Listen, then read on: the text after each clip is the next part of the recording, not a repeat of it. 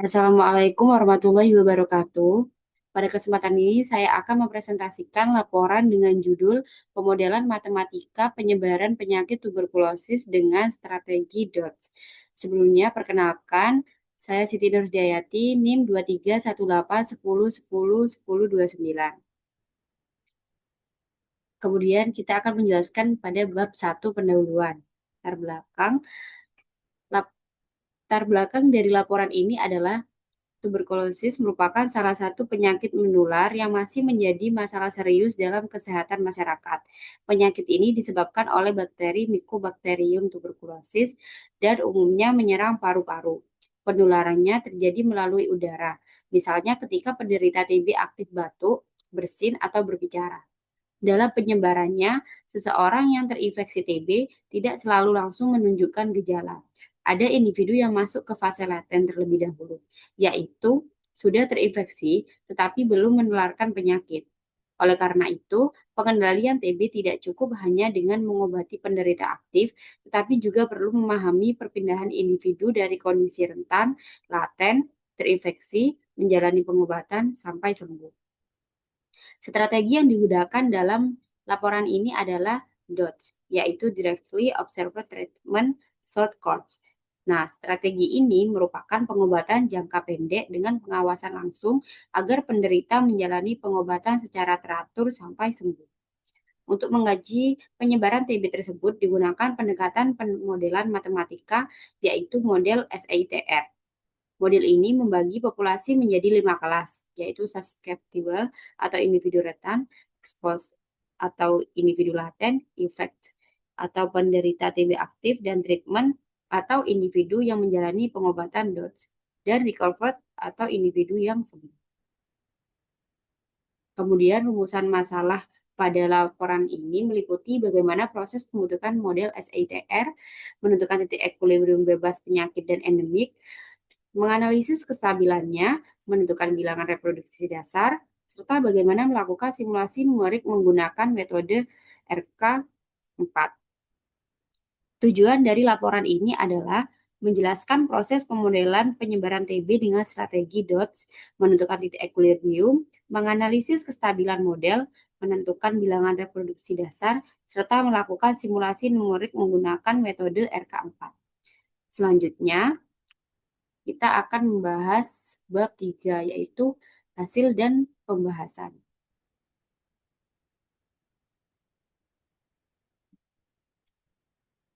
Yang pertama, model penyebaran tuberkulosis dengan strategi DOTS. Di sini kita menggunakan 5 kelas, yaitu S fungsi T, E fungsi T, E fungsi T, T fungsi T, dan R fungsi T. Nah, populasi pada waktu T dinotasikan dengan N fungsi T. Untuk perumusannya itu ada di persamaan 3.1. Kemudian parameter yang digunakan pada model SITR adalah sebagai berikut. Nah, itu adalah parameter B dengan nilai 0,2, yaitu laju rekrutmen. Kemudian beta dengan nilai 0,35, yaitu peluang individu rentan terinfeksi TB, sampai pada parameter mu T dengan nilai 0,3, yaitu laju kematian akibat TB. Nilai Q1 itu artinya individu yang menyelesaikan pengobatan DOTS dianggap berhasil sembuh dan berpindah ke kelas R fungsi T. Dan diasumsikan individu yang menjalani pengobatan DOTS tidak mengalami putus obat.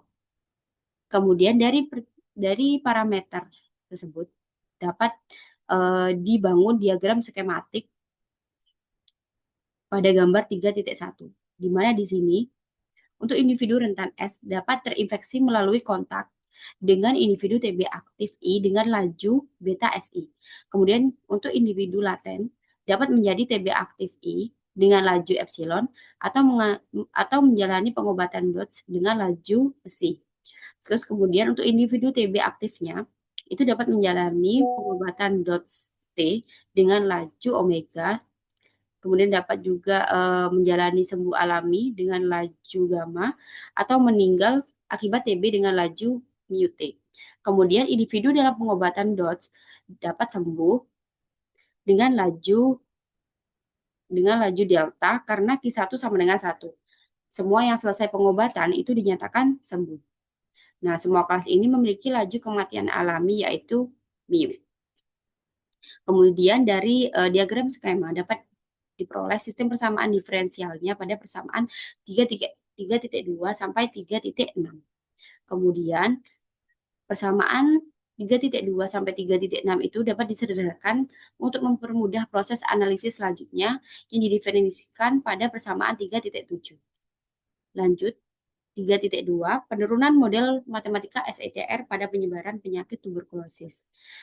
Prinsip dasar penurunan modelnya itu dapat dituliskan pada persamaan 3.8, yaitu laju perubahan kelas sama dengan laju masuk ke kelas kurangi laju keluar dari kelas. Untuk asumsi yang digunakan dalam penurunan model ini adalah sebagai berikut.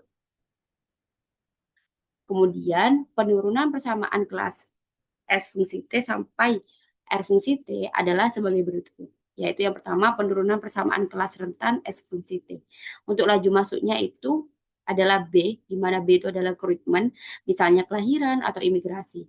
Untuk laju keluarnya itu ada dua, yaitu terinfeksi dengan dimisalkan itu adalah beta SI, terus kematian alami, dimisalkan mu S, maka diperoleh persamaan 3.9. Kemudian yang kedua, penurunan persamaan kelas laten E fungsi T. Untuk laju masuknya itu adalah dari individu rentan yang terinfeksi atau beta SI. Untuk laju keluarnya itu adalah yang menjadi TB aktif, epsilon E, menjalani pengobatan DOTS, PSI E, kematian alami, mu E. Maka diperoleh persamaan 3.10 seperti berikut. Kemudian kita masuk ke penurunan persamaan kelas TB aktif di fungsi T.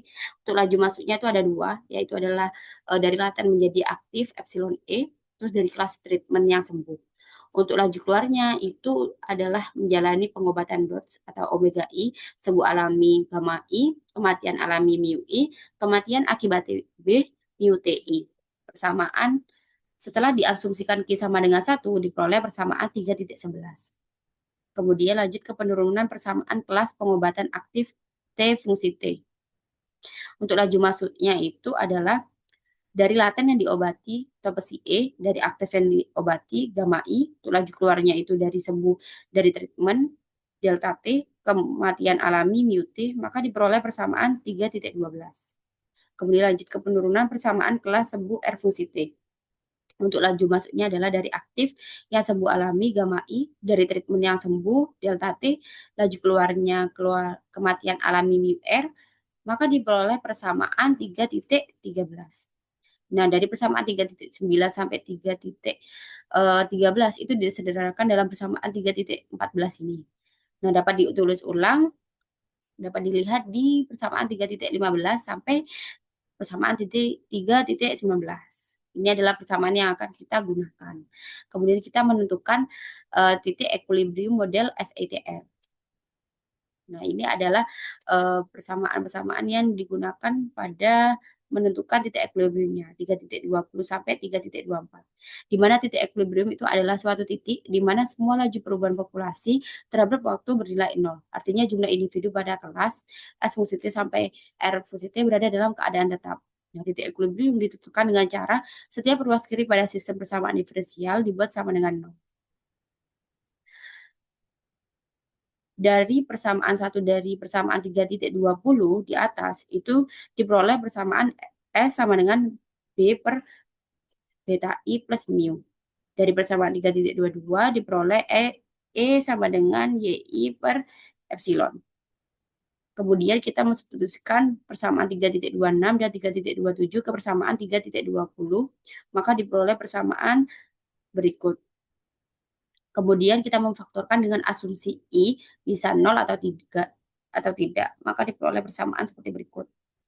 Nah, dari hasil faktornya itu, kita memperoleh dua kemungkinan, yaitu untuk yang pertama kasus 1, I sama dengan 0 dan I tidak sama dengan 0. Ketika I sama dengan 0 atau titik equilibriumnya itu bebas penyakit, maka dari situ untuk persamaan 3.26-nya itu diperoleh S sama dengan B per mu. Dari persamaan 3.27, E-nya itu sama dengan 0. Terus dimasukkan ke persamaan 3.23 itu T-nya sama dengan 0. Ke persamaan 3.24 itu R-nya itu sama dengan 0. Maka titik equilibrium bebas penyakitnya adalah B per mu, 0,0000. Kemudian kita masuk ke kasus yang kedua, yaitu ketika I tidak sama dengan 0 atau titik equilibriumnya itu endemik. Nah, dari kondisi beta B per beta I bintang plus mu sama dengan XY per epsilon, kita selesaikan untuk I bintangnya. Maka diperoleh persamaan 3.28. Kemudian S bintang diperoleh dari 3.26 dengan substitusi I bintang yang kita udah dapatkan dari tadi itu.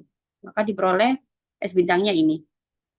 Namun, dari kondisi sebelumnya juga diperoleh B per beta I bintang plus mu sama dengan XY per beta epsilon. Maka diperoleh untuk S bintangnya adalah XY per beta epsilon. Kemudian E bintang dari 3.27 itu diperoleh seperti pada persamaan 3.30, kemudian T bintang dari persamaan 3.24 diperoleh T bintangnya adalah sebagai berikut. Kemudian kita mensubstitusikan E bintang dan I bintang pada persamaan T bintang, maka diperoleh persamaan berikut. Kemudian kita menyamakan penyebutnya sehingga diperoleh persamaan 3.31. Kemudian R bintang dari persamaan 3.25 kita mendapatkan R bintangnya adalah sebagai berikut. Setelah kita disubstitusi dan disederhanakan, maka diperoleh persamaan 3.32. Di mana titik endemik bermana secara populasi positif diperlukan I bintang lebih dari 0. Nah, dari persamaan 3.28 maka diperoleh bahwa beta B epsilon per XY mu itu lebih dari 1. Maka dari pertidaksamaan di atas dapat didefinisikan R0-nya adalah B beta epsilon per mu XY dengan X sama dengan E tambah mu tambah psi, terus Y-nya itu adalah omega tambah gamma tambah mu T. Maka jika R0 kurang dari 1, I bintangnya kurang dari 0, maka hanya titik bebas penyakit aja. Kemudian jika R0 sama dengan 1, I bintang sama dengan 1, itu titik bebas penyakit saja. Kemudian jika R0 lebih dari 1, maka I bintang lebih dari 0, itu titik endemiknya itu ada. Kemudian kita lanjut ke bab 3.4, yaitu menentukan bilangan reproduksi dasar R0. Bilangan reproduksi itu adalah nilai ambang batas threshold yang digunakan untuk mengetahui apakah suatu penyakit dapat menyebar dalam populasi atau tidak. Nah, untuk menentukannya itu kita menggunakan langkah-langkah sebagai berikut. Yang pertama, laju infeksi baru persatuan waktu. Setiap individu TB aktif menghasilkan laju infeksi baru sebesar beta S0 sama dengan beta B per mu persatuan waktu. Kemudian langkah yang kedua, peluang individu laten menjadi infeksius. Nah, untuk total laju keluar dari kelas latennya itu adalah X sama dengan epsilon plus mu plus psi. Untuk total laju keluarnya adalah epsilon per X sama dengan epsilon plus mu plus psi. Kemudian untuk rata-rata lama, kemudian langkah yang ketiga itu rata-rata lama individu berada dalam kelas infeksius. Untuk total laju keluar dari TB aktif adalah Y sama dengan omega tambah gamma tambah mu T. Untuk rata-rata lama waktu seorang individu berada dalam kelas infeksius atau total laju keluarnya itu adalah 1 per Y sama dengan 1 per omega plus gamma plus mu T. Untuk langkah yang keempat, perkalian untuk mendapatkan R0. Nah, R0 itu merupakan hasil kali dari laju infeksi baru per individu, infeksius per satuan waktu, peluang individu laten menjadi infeksius, rata-rata lama individu infeksius. Maka didapatkan R0 sama dengan beta S0 kali epsilon per X kali 1 per Y. Maka kita substitusikan X0 sama dengan B per mu, X sama dengan epsilon tambah mu tambah psi, dan Y sama dengan omega plus gamma plus mu T, maka diperoleh R0 sebagai berikut. Kemudian sehingga kita bisa membentuk lengkap bilangan reproduksi dasarnya adalah sebagai berikut. Nah, nilai R0 di atas itu menunjukkan hubungan antara parameter-parameter yang mempengaruhi penularan, perkembangan penyakit, dan pengobatan. Nah, berdasarkan analisis pada bab 3.3 yang kita udah sebutkan tadi, titik equilibrium endemik P1 hanya jika R0 lebih dari 1. Secara teoritis akan dibuktikan pada bab 3.5 hubungan antara R0 dan kestabilan titik equilibriumnya adalah jika R0 kurang dari 1, maka titik equilibrium bebas penyakit P0 stabil asimptotik lokal. Artinya penyakit akan hilang. Jika R0 lebih dari 1, titik equilibrium bebas penyakit P0 menjadi tidak stabil dan muncul titik equilibrium endemik P1 yang stabil asimptotik lokal. Artinya, penyakit akan menetap dalam populasi. Jadi, bilangan reproduksi dasar R0 sama dengan B beta epsilon per mu kali epsilon tambah mu plus psi dikali omega tambah gamma tambah mu t merupakan indikator kunci dalam menentukan keberhasilan pengendalian penyakit tuberkulosis melalui strategi DOTS. Kemudian kita lanjut ke bab 3.5 yaitu menganalisis titik equilibriumnya. Kita menuliskan lagi persamaan nonlinear model SITR sebagai berikut. Kemudian, dalam analisis equilibrium, kita menggunakan matriks Jacobian. Nah, untuk matriks Jacobian secara umum adalah sebagai berikut. Kemudian, setelah dihitung matriks Jacobian dari pemodelan kita, atau model SITR, kita mendapatkan matriks berikut. Kemudian, titik equilibrium bebas penyakitnya, seperti sudah dijelaskan pada bab sebelumnya, diketahui untuk titik equilibriumnya adalah sebagai berikut. Kemudian kita menstitusikan P0 ke dalam matriks Jacobian, maka menghasilkan matriks berikut.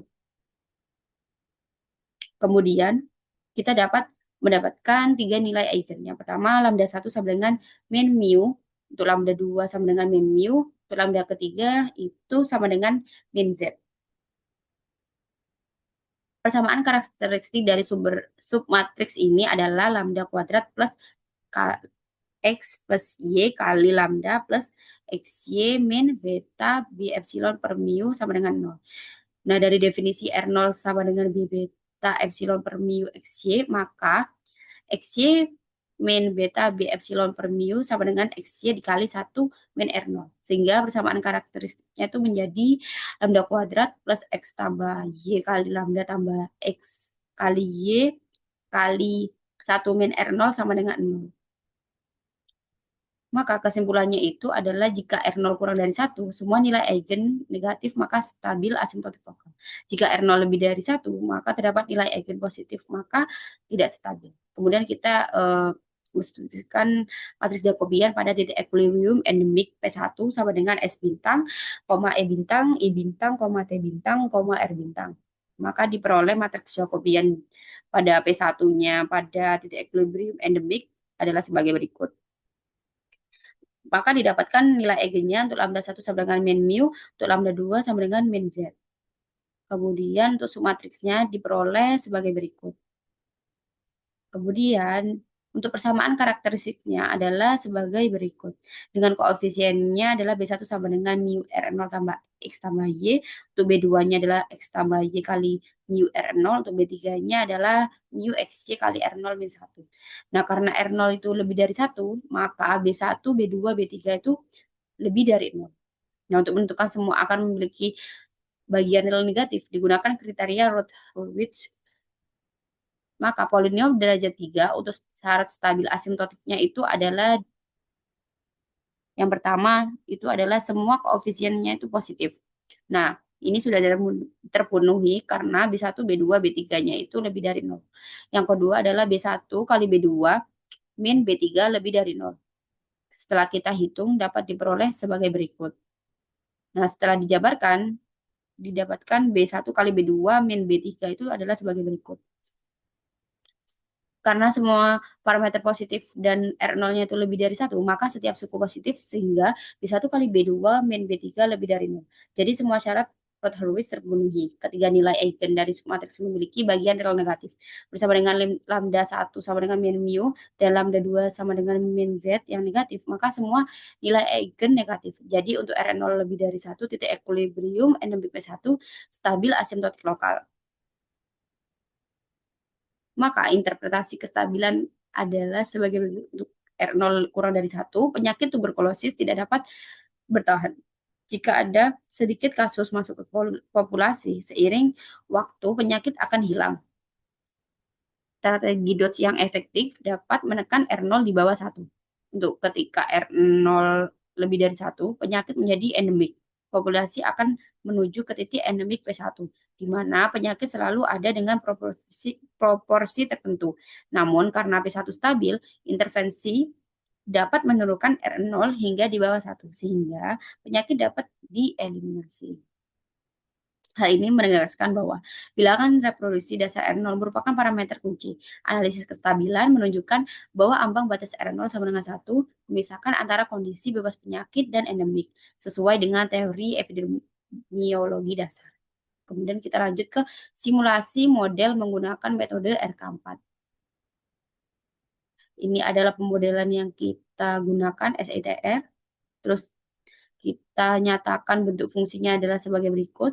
Terus kita misalkan nilai awal pada waktu T0 adalah sebagai berikut.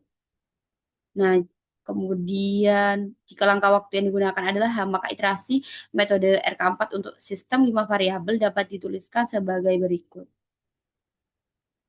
Selanjutnya, nilai pada iterasi berikutnya diperoleh dengan rumus sebagai berikut.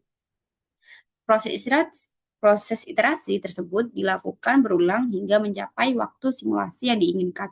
Dari hasil iterasi akan diperoleh grafik perubahan jumlah individu pada setiap kelas populasi terhadap waktu.